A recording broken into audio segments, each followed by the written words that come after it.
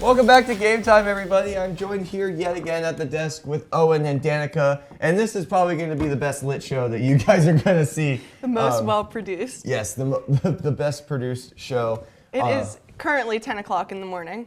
And that's okay, because we had Sean help us. But it has been a pretty crazy, there's been a lot of stories this week in sports. Should we kick it off with the NFL? Yeah, we should. Let's do so. Before we start to gear up for the NFL draft in a little while, we must first talk about two big signings that came over the weekend. Super Bowl champion wide receiver Jackson Smith-Njigba has reached an agreement with Seattle on a 4-year extension worth over $168 million. Wow. That's a lot of cheese. That is a lot of cheese. Considering every year we have a new highest paid player at each position, Yep. it was only right that Mr. Smith-Njigba took his spot at the top of the mountain of all of the wide receivers, not just in the league, but in NFL history. Very well deserved. Yep. Let's talk last season. JSN led the league with 1,793 receiving yards, and added 10 touchdowns as well. He was crowned NFL Offensive Player of the Year, the first wide receiver since Jettis got it done in 2022. We'll see if he can live up to the contract. This is some serious money for a seriously unguardable player. Yeah, for sure. JSN is disgusting. The OSU product, I swear. Yeah. Ohio State produces Yes. the best wide Yes. receivers in the league. Yeah, he is disgusting. But moving to the AFC, Swiftie fans, have no fear. I'm not a Swiftie fan. I'm just saying for the general public because of the Kansas City Chiefs. That's right. 36-year-old Travis Kelce is returning to the Chiefs officially. I know there's a lot of rumors saying that he's probably going to come back, but nothing was set in stone. Here it is. 3 more years, $54.7 million. How scary will the Chiefs be this season, and should we be concerned? No. I mean, do we really think that? I mean, you say no, We're so no. go for it. Yeah, just no. All right. He's up there in age. Like, I don't know. They should have looked at a younger player to replace him. Sorry. Possible, but they do have K9 now. Yeah, they do. I think he kind of has He's well past his years. all the respect of everybody in Kansas City. Yeah. I don't know if he's going to be able to operate at the level he used to operate at. Well, he won't. He won't be operating at the same level. Exactly. But it's a good guy to have for the team. It's good leadership. I actually looked up Travis Kelce news just to see what I could get on the contract.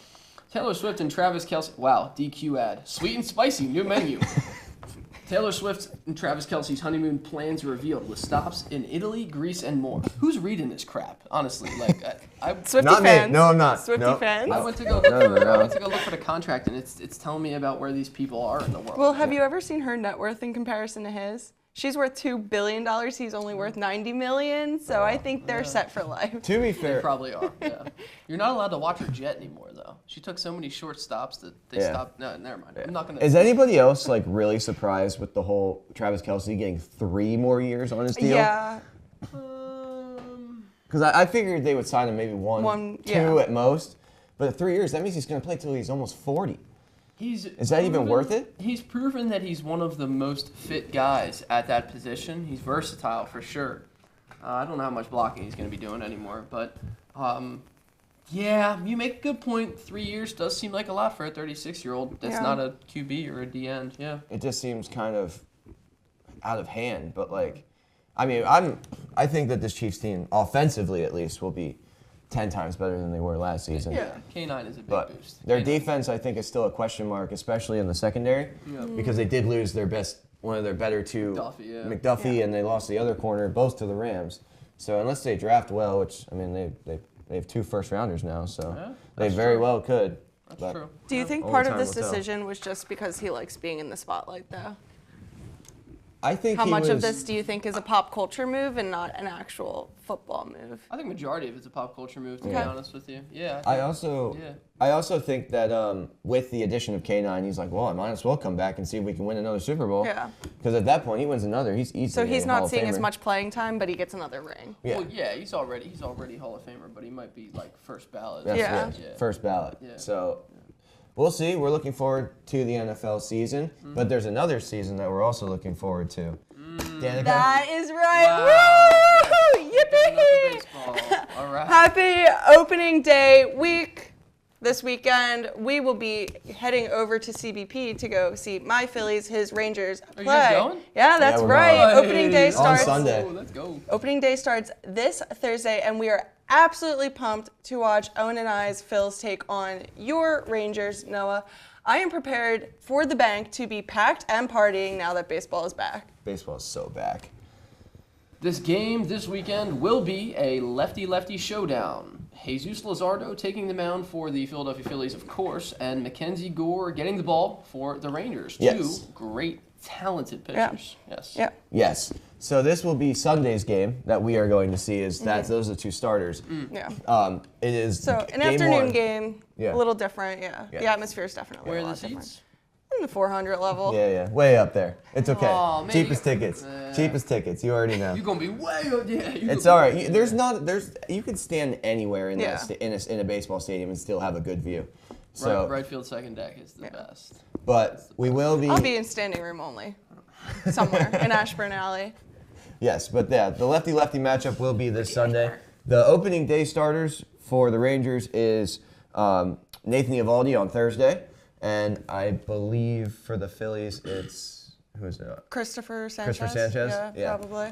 And then DeGrom will get game 2, and then Mackenzie Gore will get game 3. So you guys got a lot going on for you pitching staff-wise. So pitching staff-wise, Andy Painter did get the call. He's going to be in 5th in the rotation, which I'm really excited for.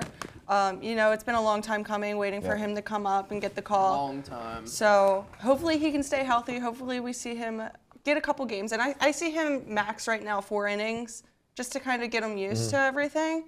But I'm really excited to see him pitch. Yeah. I do want to take you to Ashburn Alley because you'll be able to see the bullpen for the opposing team. They're on top. Phillies are on the bottom. I think that'll be really cool for you, too. Have you never been to the bank? I've never been to the Yeah. bank. Yeah, it's a nice So park. we're going to take first him to game see the to the bank. bullpen as It's a a nice pitcher. I park, think yeah. you'll like it. Yeah, definitely. I can't wait. And I can't wait to see the return of Adolis Garcia, Oh, yeah. but in a Phillies uniform. Yeah.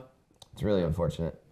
Adolis Garcia has Been a doing- special place in my heart as a Ranger, but he hit tanks and he was the king of pimping home runs. But I really hope he does not hit a home run Let me against just us. say, this preseason, spring training, he has looked really hot. Yeah. Definitely has a hot bat right now. Hopefully this carries on into, the regular season because the warmer weather, obviously we're going to see the ball travel a little further. So hopefully he responds well to just the atmosphere of Citizens Bank. Most players who play for the Phillies do say that this atmosphere is completely different and they enjoy playing at a ballpark like this. Yeah. So hopefully this shakes your The Rangers. loudest And ones, yeah. the best ones. Everybody loves Texas, though. Texas always gets a decent fan base, too, and I know the fans, especially me, really enjoyed Adolis Garcia's presence. But now we have replaced him with a older, more consistent outfielder in Andrew McCutchen. Yeah. That's huge. In his short stint in spring training, when we gave him a shot, he was batting .444 with a 1,300 OPS. So he will probably come off the bench behind either Langford, Nimmo, or Carter, and I'm perfectly fine with Definitely a Hall of Famer contender at Yes. least. Yeah, Kutch is a G. Kutch was one of my favorite guys to watch growing up. But I can't wait for this series. I can't wait for baseball to start. Yeah, we're itching for it. Oh, it's going to be great. It's going to be great. Let's move on to one of my favorite things to talk about, women's sports. The Yeah. WNBA has received a lot of attention over the last year. More fans, more views, more revenue. The WNBA has taken a huge step forward, having their average revenue share between teams nearly 20% higher.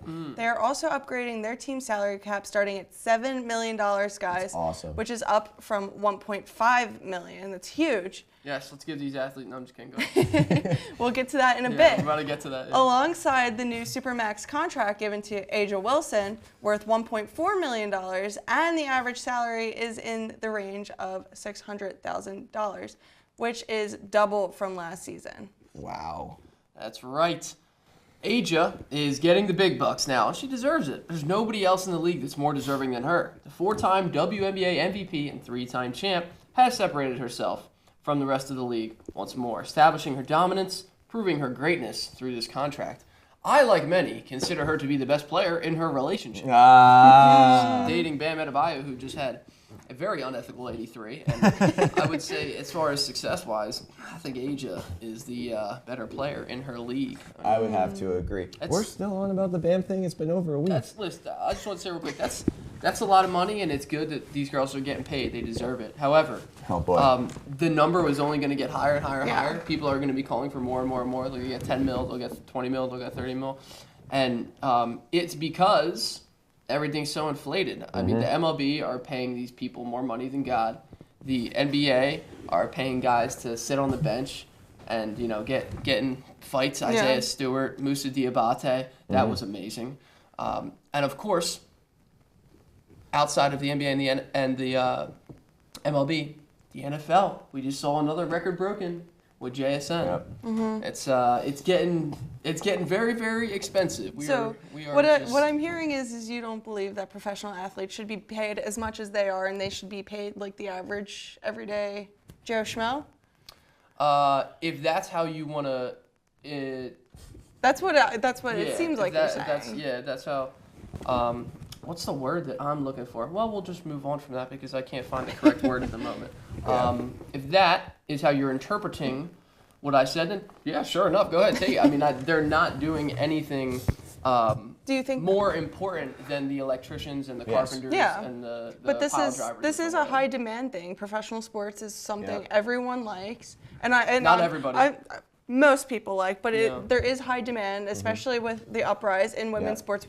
People like me who enjoy women's sports, there's a demand for that. I want to see someone that's going the next level. Like for me, growing up, I didn't have professional softball. I have professional softball that I can watch now. So if I had those people when I was younger, maybe I would have aspired to be that. That's the mindset I'm in, where it's like, okay, they're at this elite, like top of the, like best of the best. So that's $168 million a year for JSN. I don't know. It's just if you look at the grand scheme of things, absolutely, there's we a gray should be paying area. these women more. Absolutely, 100%. Because look at what we're paying the men. Look at the inflation in the NBA. That's the point I'm trying to make. We are one step closer to matching what the NBA is doing. But I think what the NBA is doing is a bit much too. But overall, they're all making way too much. People, excuse me. We should just start giving people luxury. Excuse me. We should just start giving people luxury houses and cars and watches and jewelry. Because we could use them as tax write-offs. Like we're just like throwing money at these people. It's unbelievable. Unbelievable. But it comes down to the entertainment. It comes down to the amount of people watching. It's the amount of support and all the revenue that we talked about. The revenue bringing in is what's making everything inflated, and it's what's making all these players being paid millions and millions of dollars. Sports aren't just about the sport anymore, and it's a business. It's a luxury. Well, in America, it's never been. It's always been a luxury. It's what's it called? We are customers. We're not fans. You guys know that, right? Yeah. Like when I went to Berlin, and we were in the bar watching Bayern Munich play Borussia Dortmund. When I went to the UK and I was watching Chelsea play at Stamford Bridge, I was a fan. I got to get the fan experience. You know what I mean? We're customers here. It's a joke. It's all right. WNBA is moving in the right direction to get to the NBA. When you look at the numbers, they need we should be giving them even more. Asia should be getting that $7 million. Because she's performing better. Than Bam, and she's performing better, and he's making so much more in the NBA. It's ridiculous. Speaking of the NBA, Detroit Pistons star Cade Cunningham has been diagnosed with a collapsed lung and is expected to miss an extended period of time, according to Shams. He will be reevaluated in 2 weeks, however. But this is a huge hit to the young and fiery Pistons squad, who me and Owen and I are very high on this season. The Pistons have already clinched the playoff berth and are now 5 games ahead of Boston in the East. We shall see how long this lasts in Cade's absence. What should we expect from the Pistons moving forward, and while they make their playoff run heading into the playoffs? What should we expect from this Pistons squad? Well, if we look at Cade Cunningham in his season so far, up until the punctured lung, he was looking like he could have been an MVP. He was playing that well. For me, I'm always going to say it goes to the player that's most valuable to his team. The guy that's doing the most to his team, lifts everybody up around them. He would be the most valuable player. So I say it's Jaylen Brown. Instead, it's going to be free throw man. Everybody knows it. There's nothing we can do about it. Yeah. I liked the case that Cade was making. Oh, yeah, for sure. He was playing really, really well. This collapsed lung situation is not great. Now, the NBA playoffs are less than a month away. There have been injuries in the past to, I think it was Rasheed Wallace. Okay. And he had been out for 6 games. It was a punctured lung, and there was air in between the lung and his chest, and they had to insert the tube and take it. And it was only 6 games. Now they haven't come out and said how many games this is for Cade yet, but they said it's at least 2 weeks. We know that. Yeah. So So should it be 6 or more? You know, I mean, they did clinch, but it could hurt the team's momentum. Yeah. Just thinking, we haven't talked about it in a while, but the NHL is facing similar issues where these star players are getting hurt, and then that leads to not being in playoff contention. Austin Matthews just went down for the rest of the season. And the Maple Leafs had a really slim chance of making it to begin with, but he's their star player, you know. Just won USA Gold, whatnot. So Well, it's not like the Maple Leafs are going to do anything in the playoffs. no, anyway. first round. All my hockey always. fans out there, you know that's true. But it's just really weird to see how this one player can go down, and then that's it for the rest of your season. Yeah. He's We're seeing that in March Madness right now too. That's for sure. He's their leader for sure. They've got a lot of help from the Delaware man, the native Jalen Duren. Yep. A lot of people are saying he's not worth the supermax. I won't take a stance on that because they're all already making more money than God, like I said. So it's like, oh, just give him more. Why not, right? So he is having a great year, though, Duren, averaging 20 and 10. He could be the NBA's most improved player. He could be. He deserves it. Yeah. I think that this Pistons team can stay steady in his absence. It's just whether or not that they can get to that playoff spot. Luckily, they'll play a 7-8 seed, and they can kind of give Cade that time to hopefully recover well and make it to the next round of the playoffs. So I do think they can win without Cade, no matter what. Yeah. It's just we're just gonna have to see, I guess. Yeah. It's just it sucks how one injury can affect the whole team, like we said.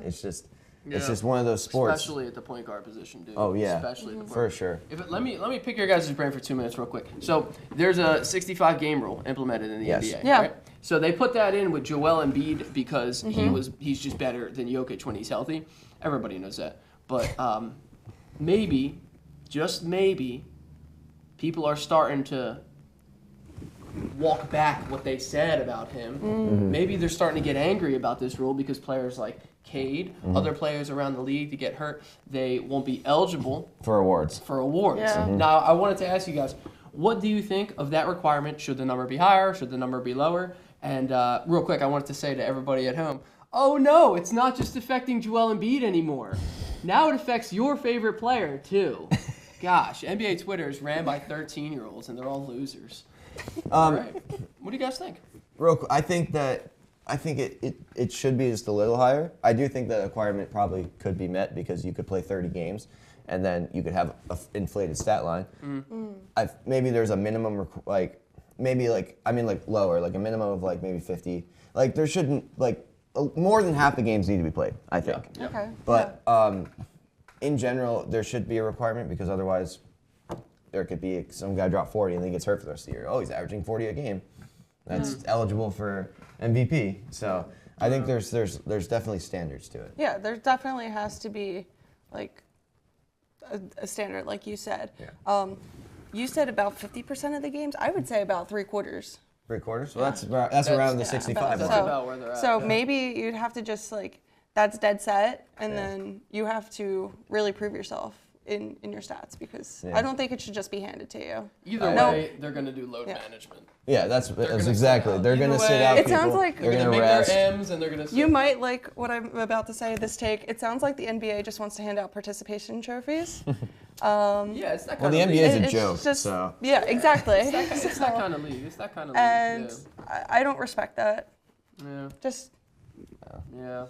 Oh, well. But there is basketball that we do respect, yeah. and that's March. Oh my gosh, have you seen the difference? Watching Quentin Grimes trying to lead the Sixers versus watching Acuff lead Arkansas. I'm on the edge of my seat in these games. Yes. This is real basketball. Yeah. This is true basketball. I've always And I liked love college it. basketball more than the NBA, especially in March. So, should we do our little recap?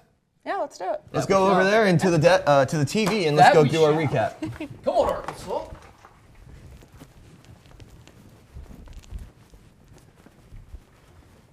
And we're back. I'm going to walk over to the TV screen so we can do our proper recap here. So, my bracket. As of now, I started off really, really slow, but it's okay because we're right back at it, 83.5%. I think that's pretty solid. We're within the top 5 million. That's not too bad. Out of 22 million, we will take that. 480 points so far. I've got a lot of things wrong. Off the bat, I started 0-1. That first day was just, we forget about the first day. Yeah, Noah was texting me, oh my God, I'm going to lose my entire bracket. I was like, it's day 1. Yeah, day 2 went perfect, so it happens. But one game I want to note in particular is this BYU-Texas game. Oof. I know me and Owen both had BYU making it pretty far. They didn't. AJ Debatia, is that how you say it? AJ Debanta, yep. AJ Debanta, he went off. He had 35 points. He scored half of his team's points. But the rest of his team forgot how to play basketball. And then they ended up losing to Texas. And now Texas is on a heater, which is good for me because as long as they keep beating everybody, then my bracket is safe.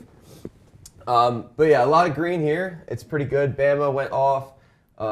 Virginia had them going far. They got bounced by Tennessee, but it's okay. Same thing. As long as Tennessee wins, we're all good. The big kicker, this game right here. We'll zoom in. Right on it. Here we go. This game right here is one of the most important games that's coming up on Thursday. Because this game will determine whether or not my bracket is saved or not. Because Owen has Houston, Danica has Houston. So I have Houston going to the Final Four. Exactly. So if this is an L for Houston, then we are looking. I'm a little worried about your Michigan. They can't defend. They can't defend the 3. Doesn't matter. You see what they did to St. Louis after they dropped 100? Nobody can stop Michigan's big man though. They should beat Bama by like 20. They should, but doesn't mean they will. You never know. Yeah, we got to talk about this though, real quick. This will be the last thing I talk about before. Florida's a joke. Go ahead. This little segment right here was a whiff and a half. Because how in the world did Iowa do this? They shot lights out. They shot lights out. Florida slowed down. And then you had Nebraska. I know you got that right. I really wanted Vandy to win. If you saw it, it was half-court heave, off the backboard, hit every part of the rim and bounced down. Yep. It's a heartbreaker, but that's March. Anyways, who wants to go next? Well, whose is up? Danica, you're up. Oh, it's me. Okay. Let's go, Blue. So, Danica's perfect bracket. I want to talk about this game. St. John's in Kansas. Pretty much no one on our brackets had St. John's winning. I think you did. I'm not sure about Owen. I'm pretty sure you said you really liked Kansas and you had them going decently far. Yeah, I had them winning against St. John's, that's for sure. But yeah, so this game was such a nail-biter. I was like on the edge of my seat and like, come on, you need these, you need this, you need these points. Because if you guys didn't notice, I have the most max points still out of everyone, and we'll get to that in a little bit. Let's talk about, there was one more I wanted to point out. This one, I had Gonzaga going fairly far. So this is where I lost a lot of my points. I'm kind of disappointed about it. You know, sometimes. Your like Gonzaga was our BYU. Yeah. So. Yep. But before you go up, that St. John's game, I watched it and it was like the easiest blow by I've ever seen. He ran down the court with 4 seconds left, did a little hezzy, got by him, easiest layup I've ever seen for the win. Yeah. And then the last one I want to talk about is Tennessee and Virginia. This one hurt me a lot too, I can't lie. I had Virginia going fairly far, you know, Sweet 16. Wow, Virginia winning games in the tournament? Come on. Come on. You know, I didn't pick a lot of upsets and it shows. Yeah. But my bracket is still doing fairly well compared to the rest of you, so. Hey, I'm not too much further behind. Knows? Owen, you kind of had a rough start. You to your have bracket, had a rough start. Well, I had some fun. I picked a lot of upsets unlike anybody else in the pool, but that's kind of what I was going after. I wasn't here for upsets. I was here for. I know that you know, Kansas going out kind of hurt me a little bit. I didn't even have Michigan State making it out of the first round, and now they're all the way out here. And I'm in a similar situation to Noah with the BYU thing. But I will say that I was the only guy that picked this high point upset right here. Yeah. And right here I have Arkansas, and I have them going there, and I have them going all the way down here to the Final Four. So I think this is going to be really big for me. I know Noah has Illinois making it over on this side, and he also has Arkansas. So if Illinois loses and they make it to the championship, that could be pretty good for me. And they're playing well, so I think that could definitely happen. The Florida thing doesn't bother me that much. I knew they were going to lose. I thought it was going to come against Vanderbilt, though. Unfortunately, Nebraska just hit not a buzzer beater, but they just hit the go-ahead against Vanderbilt, so I'm in a little bit of trouble there. Virginia Christian University, what happened, guys? Yeah, I definitely thought that they had enough scorers on that team to take down Illinois. They did not. Illinois showed their efficiency in that one. We were the only two to pick them in the first round, though. That's okay. Yes. To be fair, I was rooting for North Carolina. They were up 19 with like 9 minutes left. They were up, I'm pretty sure it was 20. Yeah, But they blew it, basically.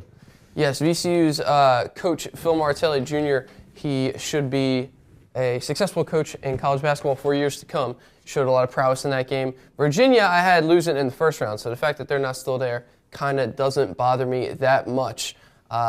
Didn't think that Bama was going to be able to overcome Texas Tech's defense. Their defense didn't even show up in that game.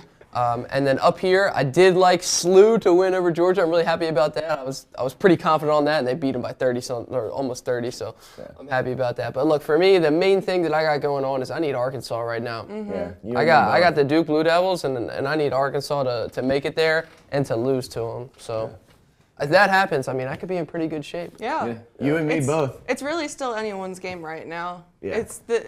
This is perfect way to get into how is everyone in our group doing overall. Oh, let's go find out. Oh, yeah.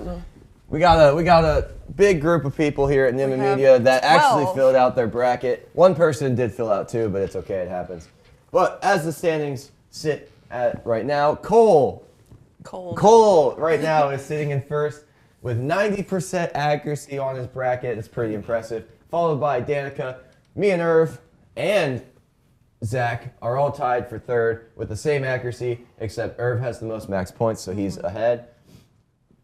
Sean's kid. Doing better than Owen, currently. And Gavin. And Maggie. Zach's other bracket. Yeah. Daryl and Jen, Daryl. They had Florida winning the whole thing. They're already out, so they're kind of just... Unless we drop a whole ton of points, we're going to see them at the bottom of the standings. Tough break for Maggie. She was going off of straight vibes. That's Poor Maggie. So poor Maggie. We'll just leave it at that. The 1, 2, 3s, even that 6 with Sean's kid, it's a tight race. Yes. And I should have changed my Danica picks. is When I saw currently everybody was sitting with the picking, most max points, when I saw everybody was picking Duke, I should have changed my picks. Separated myself. I am the only person on this bracket that chose Michigan. So if Michigan wins the whole thing, I basically win the whole thing. Yeah, I think he. Or if Duke goes out, you're going to win the whole thing. Well, I have Duke in my championship, so I don't want that to happen. I have Duke versus Michigan. Can we take a look at Zach's bracket real quick? Which one? That one right there. Let's take a look at who his Final Four is. His Final Four. He's got UConn, Florida, Arizona, Michigan. So he's probably he had Duke losing. Yeah. So you never know, man. We'll He's still alive. We'll see. He is still alive, but UConn looked good against UCLA. UCLA stinks though, so I mean that's not. But that will conclude our March Madness recap. Stay tuned for next week while we do another one because the round Sweet 16 and Elite 8 are happening this weekend. Get ready. So we will see what happens. Maybe something will happen, shake everything up a little bit, and let's go back to the desk and wrap up the show. Yeah, sounds good to me.